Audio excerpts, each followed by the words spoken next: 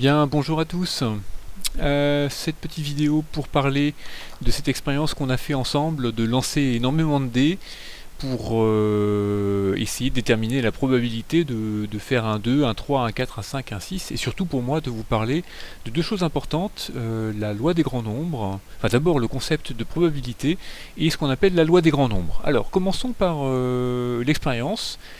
Donc l'expérience, au total on aura fait 720 lancers, vous avez tous lancé 36 lancers, enfin tous 20 élèves, enfin 19 plus 1 si on compte moi. Donc on a fait 720 lancers à nous tous, et donc j'ai fait le graphique que vous avez pu apercevoir.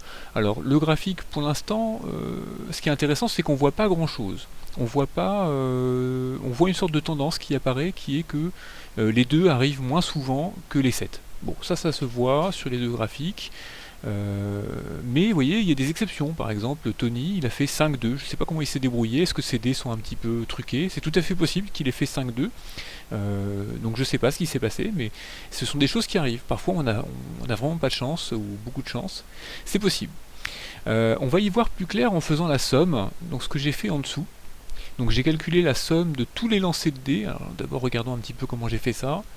Donc 27, c'est le nombre de 2 total qu'on a fait à 20. 48, 3, 48, 4, 79, 5. J'espère que vous voyez les chiffres, sinon c'est pas grave, hein. Vous allez voir le fichier Excel en regardant dans le cahier de texte, hein. Il est encore accessible et il le restera. Qu'est-ce que je veux dire? Donc voilà, en faisant la somme, on peut faire le graphique suivant, et là on voit une tendance qui apparaît, une sorte de montagne qui apparaît. Donc les 2 sont ici, ensuite les 3, etc. Ça monte jusqu'au 7 et puis ça redescend. Donc ça on le savait, le 7 c'est ce qui arrive le plus souvent.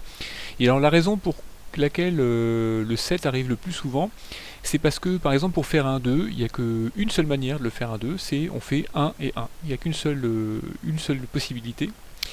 Alors que pour faire un 7, il y a 6 possibilités au total. Donc 6 fois plus de chances de faire un 2 que de faire un 7. Alors les 6 possibilités, c'est quoi? C'est 1 et 6, 2 et 5, 3 et 4, 4 et 3, 5 et 2 et 6 et 1. Donc ça fait 6 possibilités différentes. Et si on calcule le nombre de possibilités totales qu'il y a avec 2D, eh bien en fait on voit qu'il y en a 36 différents. Il y a 36 possibilités différentes.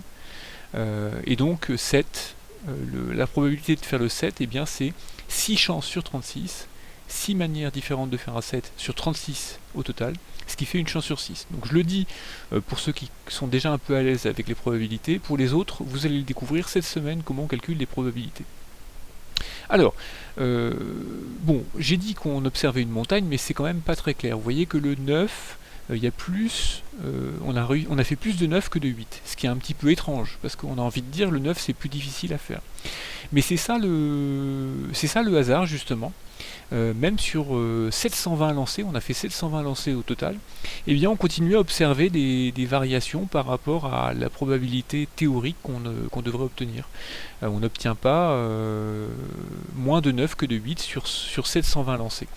Donc c'est ça qu'on peut appeler la chance. Il arrive qu'on ait vraiment beaucoup de chance ou vraiment peu de chance sur un nombre de lancers assez important comme 1000.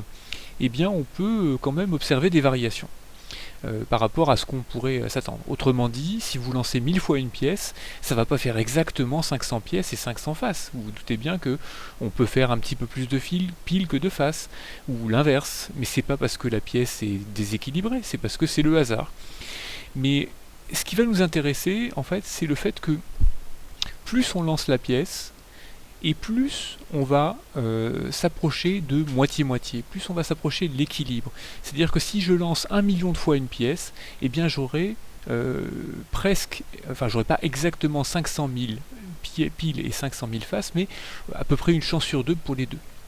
Donc c'est ce qu'on va voir dans la feuille 2. Donc là j'ai fait une expérience dans la feuille 2, où j'ai lancé 2 dés. Hein, j'ai fait ce que vous avez fait, mais avec l'ordinateur.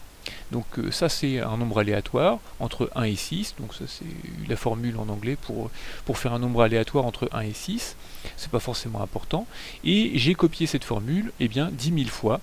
Vous voyez, ça descend très très bas, ça va jusqu'à 10 000. On peut aller jusqu'en bas, il y a 10 000 lancés, enfin 20 000 au total, hein, 10 000 pour le D1, 10 000 pour le D2. Et je fais la somme des 2D avec la formule A2 plus B2, donc ça plus ça, et j'obtiens la somme des 2D. Et ensuite avec une formule, encore une fois, qui s'appelle, bon ça c'est le nom anglais, hein, vous avez une version française qui est nb.si, je crois, nb.si. Donc la version anglaise, countif, nous compte le nombre de 1, le nombre de 2, ah oui, excusez-moi, là j'ai commencé par compter, juste pour le premier dé, le nombre de 1, le nombre de 2, le nombre de 3, jusqu'à 6. J'ai pas fait la somme en premier, j'ai voulu faire quelque chose de simple pour commencer, pour voir ce qui se passait. Donc qu'est-ce qui se passe? On observe exactement la loi des grands nombres. C'est que si j'ai 100 lancés, eh bien, donc j'ai pris les 100 premiers de la liste, hein, j'en ai pas pris 10 000, je vois que le nombre de 1, il est beaucoup plus faible que le nombre de 2, ce qui est bizarre, alors qu'on devrait s'attendre à avoir autant de 1 que de 2, que de 3, que de 4, que de 5, etc. Et bien sûr, sans lancer, ça n'est pas le cas. Là, on a eu de la chance, on a fait pas mal de 5 et de 6, et très peu de 4. Si on commence à faire 1000 lancés, on voit que ça s'équilibre. Et si on fait 10 000 lancés, donc là c'est les statistiques pour tout, je me rends compte qu'il y a quasiment autant de 1 que de 2, que de 3, que de 4, que de 5 et de 6. Voilà, c'est ça la loi des grands nombres. Donc, est-ce qu'on peut retenir la loi des grands nombres? Je dis juste un exemple. Si vous lancez une pièce 10 fois, vous aurez en général 5 pièces et 5 faces. D'accord? Si vous lancez une pièce 100 fois, vous aurez 50 fois pile, 50 fois face en général. Mais donc on sent que ça va s'approcher de la moitié, mais ça ne veut pas dire que par exemple si je lance une pièce et que j'obtiens 10 fois pile de suite, la 11e fois ça va forcément faire face, ou forcément faire pile. Non, c'est toujours, ça n'a rien changé, c'est toujours une chance sur deux. La seule chose qu'on peut dire, donc c'est la loi des grands nombres, c'est que plus on en lance, et en général plus on s'approche de la moyenne, de la moitié. Voilà, c'est ça qu'on doit dire. Donc je vous ai donné des exercices pour essayer de réfléchir un peu là-dessus. Bon, c'est pas parfait, c'est des exercices un petit peu faciles.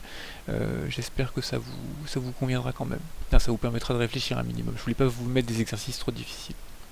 Donc voilà pour la loi des grands nombres.